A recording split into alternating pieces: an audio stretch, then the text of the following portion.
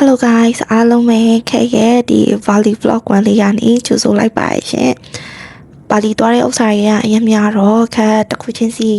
ပိုင်းလေးနဲ့တင်ပေးတော့ပါမယ်။ဒါကတော့ခက်တည်ခဲ့တဲ့ hotel လေးပေါ့နော်။ The Envire Beach Resort Bali လို့ခေါ်ပါတယ်။ပါလီမှာကသွားနေရမျိုးစုံရှိရဲ့ဒါကတော့ခက်တည်တဲ့ hotel က Kuta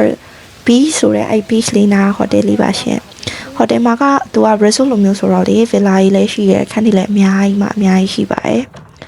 ဒါကတော့ခက်တဲ့ခဲ့တဲ့အခန်းလေးပါ sorry ပါခက် make up တောင်မလိမ့်နိုင်ဘူးအဲ့ဒီကအရင်ပင်ပန်းနေလို့ခက်ရဲ့အခန်းကတော့သူက private room pool လေးဖြစ်ပါတယ် pool view အခန်းလေးပေါ့နော်အခုမြင်ရမယ့် view လေးကတော့ခက်အခန်းနေမြင်ရတဲ့ဒီအောက်က private pool ရရဲ့နေရာလေးပေါ့နော်အဲ့ဒီရောလည်းမြင်ရပါတယ်ဟိုတယ်မှာက private pool အဲ့ခုနဟာပြထားဟာလေးရှိမယ်ပြီးရင် common area အနေနဲ့သုံးလို့ရတဲ့ pool နှစ်ခုတောင်ရှိပါသေးရဲ့ private beach လည်းရှိအောင်မလို့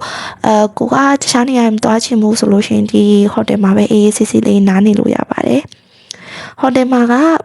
hotel နားမှာကကြတော့သူက market လည်းရှိရဲ့ Indian food လည်းရတယ်ပြီးလို့ရှိရင် mall လေးနှစ်ခုလည်းရှိရောကိုလိုချင်တာရှိရပဲဖြစ်ဖြစ်ပစ္စည်းချင်ခဲ့တာပဲဖြစ်ပေါ့နော်ကိုဝယ်ချင်တယ်ဆိုလို့ရှိရင်အရန်ကိုမှအဆင်ပြေပါတယ်ပြီးတော့အဲ့လိုပေါ့ gift တွေပေးချင်တယ်ဆိုလည်းအရန်အဆင်ပြေရပေါ့နော်အဲ့နားမှာဝယ်လို့ရပါတယ်အခု vlog လေးရရှိသွားမှာဆိုလို့ဒီလောက်နဲ့ပဲခက်ခဲ့လိုက်ပါရနော်ဒါကတော့ခက်နေခဲ့တဲ့ hotel ရဲ့ location လေးပါ